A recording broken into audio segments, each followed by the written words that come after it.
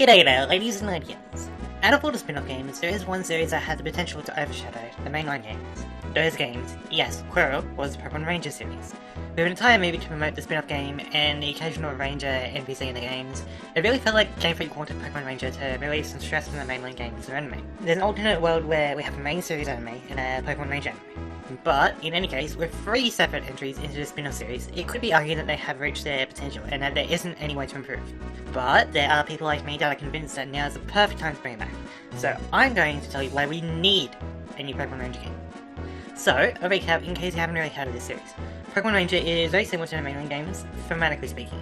It is from a human perspective and you use Pokemon to solve issues, the main difference being that you don't keep Pokemon, you're just kinda renting them. You befriend them using a capture device, which allows you to use them for a single action and they return to the wild. This is a more humane way to befriend a Pokemon rather than catching it. Pokemon in Pokeballs have very little freedom, relatively speaking, and with modern Pokemon emphasizing on catching lots of Pokemon, you can feel a bit thematically empty. Pokemon Ranger's perspective is better with its world building, if that makes sense. This does mean that you don't really get to build a team, you have to use what you can find in the surrounding area to help you solve puzzles or assist you in battles. I should say that I've only played the first one and a few hours of the second one. I think I know enough to speak for each phase, but please let me know if my opinions are invalid. Let's continue with what my ideas are for a new Ranger game. Now, for starters, I think this should be a 3D game.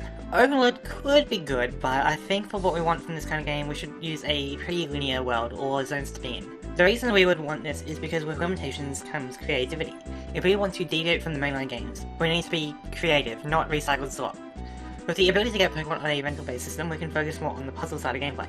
You can think of each Pokemon as a disposable item, from there you can create some tricky puzzles. Think of classic Zelda games where you get an item and have to figure out how to use it to progress.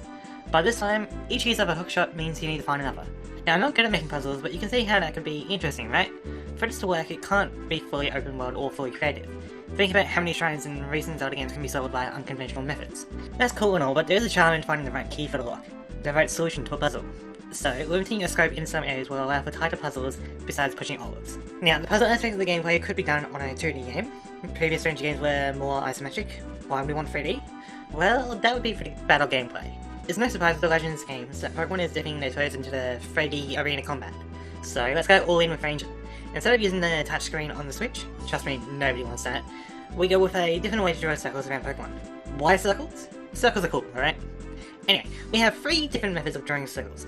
The first is with the right analog stick. If you motion the left stick for movement, the right stick is for the circles. Which also means you can use L and R for moving the camera on a 2-dimensional plane, and we can also use ZL for a lock-on, for example. So, we have the right stick, we also have motion controls, as this game will be on Switch. As for the motion, we can either the lasso for the circles, or we can create circles in front of the player that get launched forward. Personally, I prefer the lasso here, as that gives me more Monster Wrangler vibes, you know? Our final method of drawing circles, or using a lasso, comes from the mouse mode for the Nintendo Switch 2. Gotta admit that Nintendo need more cases for using the mouse mode. I can see this as a way to get people to try it out. With 3 different ways to play the game, it should be pretty accessible. I don't think this will be a Switch 1 game, definitely a Switch 2 game, but if they were ever to release a Switch 2 Lite, where you can't detach the Joy-Cons, the move on the right stick will allow those players to still enjoy the game. While creating your lasso, you can move a bit, but if you want to dodge quickly, there will be a dodge roll button.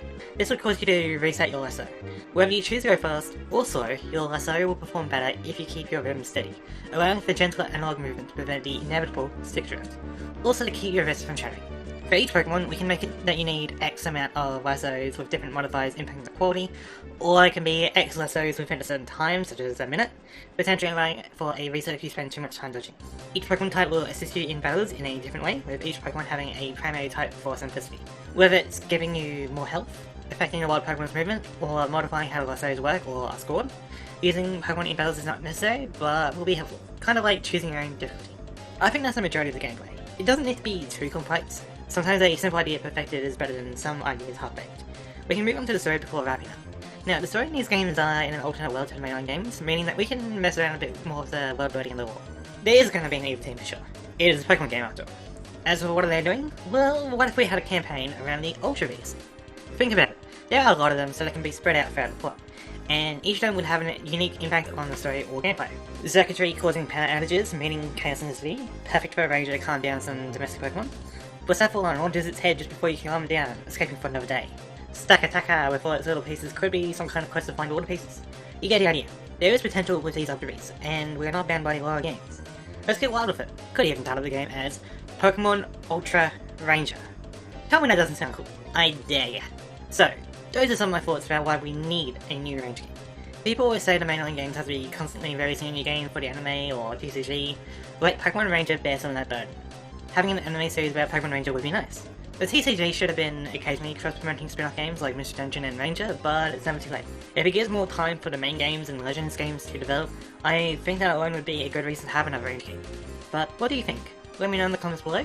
Thank you for watching,